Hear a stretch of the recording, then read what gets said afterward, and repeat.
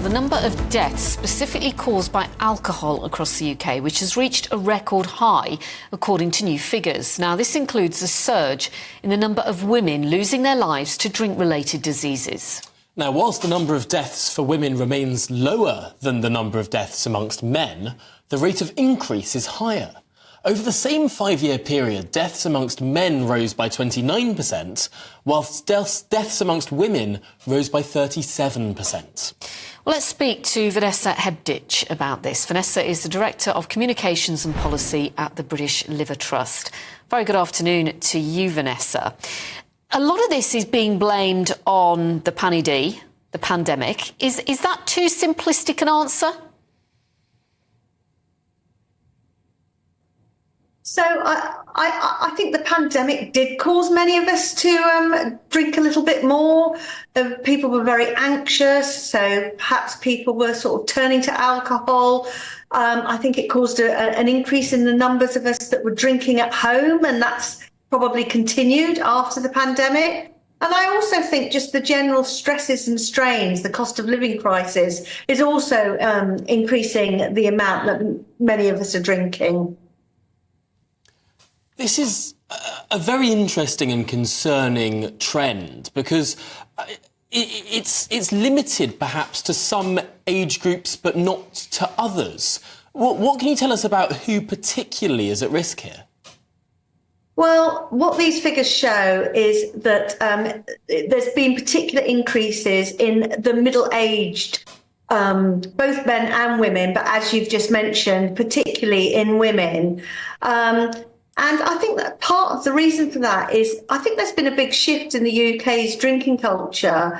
And, you know, many of us go around the supermarket now, we fill up our trolley with wine, we're drinking at home, a glass of wine, perhaps while we're cooking, while we're watching TV, while we're eating our dinner. And all of this adds up. Although alcohol-related cirrhosis can take over a decade to develop, people whose livers are already badly damaged can die when they suddenly increase their consumption. And so because of this, liver disease mortality is a really rapid indicator of changes in alcohol consumption amongst those heavier drinkers. Now, Scotland also has a really bad problem as well. I mean, their number of alcohol-related deaths increased by 25% in 3 years, but they have actually increased, I think, their unit pricing. Will that make a difference, do you think? Is that a good way to tackle this? I do think so. I think there are sort of three key drivers. One of them is affordability, and alcohol has become significantly cheaper. Another one is accessibility. It's available, you know, all day, every day at the local, you know, corner shop, etc. And then the third one is that acceptability. You know, many of us are drinking at all sorts of different times of the day. You know, there's Prosecco at brunch, or, you know, it's become much more acceptable within our society to drink. Hang on a second. With those first two issues, affordability and accessibility, in Scotland for years now, they've had minimum unit level pricing. They've raised the price of alcohol. They're still having increased problems with alcoholism and alcohol-related deaths. Indeed, also in Scotland, if you want to buy alcohol in the evening, you can't. You're forbidden from purchasing it after 10 p.m. So it's less accessible and it's still having these problems. So perhaps the answers aren't making alcohol more expensive or less accessible. Perhaps there needs to be a cultural change here. I completely agree that I think there does need to be a cultural change. But some of those other measures can sort of drive change. We also need sort of, you know, some shifts in, I think, you know, advertising and marketing, which drives the consumption of alcohol. But also consumers need to be able to make a choice. So we need better labelling on alcohol products. It's crazy that there's more information on a pint of milk than on a bottle of beer or wine. So people need to be able to make an informed choice.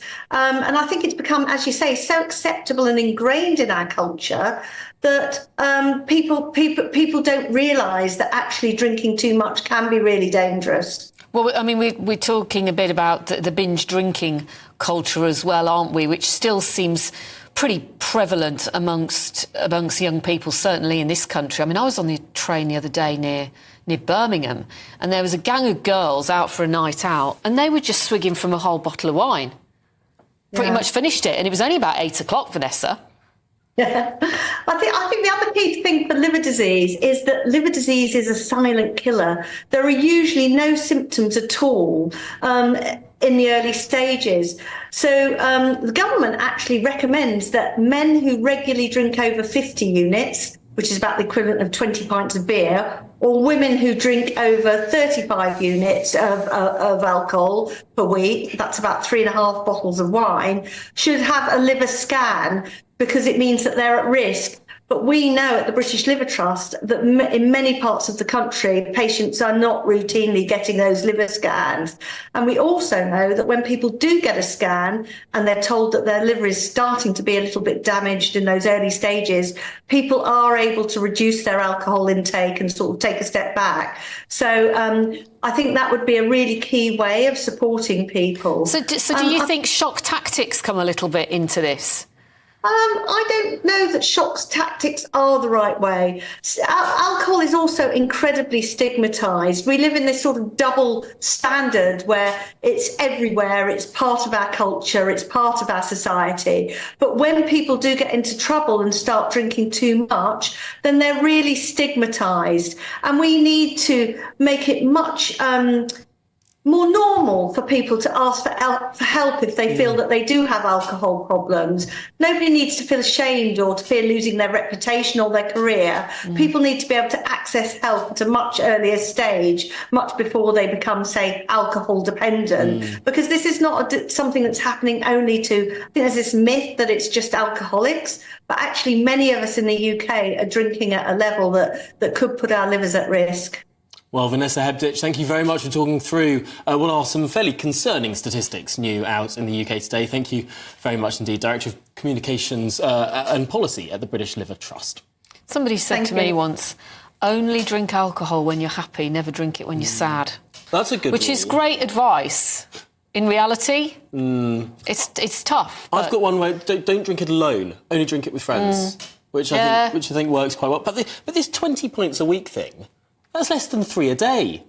That gives you an idea of how much you're drinking if you're shocked about that. If you go So to do you the not pub, think 3 pints a day is a lot? I think if you go to a pub, you can easily get through 3 pints, and that's just sort of Yeah, but normal. a day? Okay, maybe you don't go to the pub every day, but... How much does that cost? Oh, it depends on where in the country you are and if you're going to Wetherspoons or not. But I don't know. I think there is this distinction to be drawn between problem drinkers and people who drink perfectly normally and healthy amounts. And the risk here, as we've seen in Scotland, is what you do is you raise the price of alcohol, and that just hits the pockets of people who are dependent. Yeah. Because if you've got a dependency, it's not going to stop them more expensive, you're just going to spend more of your money on it. Yeah. You said that you'd had some non-alcoholic beer and you couldn't really taste the difference. No, I quite like. So maybe it is psychological. There's just something satisfying about having a beer at the end of the day, and I think a lot of people in my generation are now buying non-alcoholic beer for during the week, which is actually cheaper, but also sometimes just as satisfying. If you're only going to have one beer, I mean, why do you need it to be alcoholic? But maybe that's just me being incredibly millennial and out of touch with real Britain. I don't know. Let me know. gbnews.com/your say.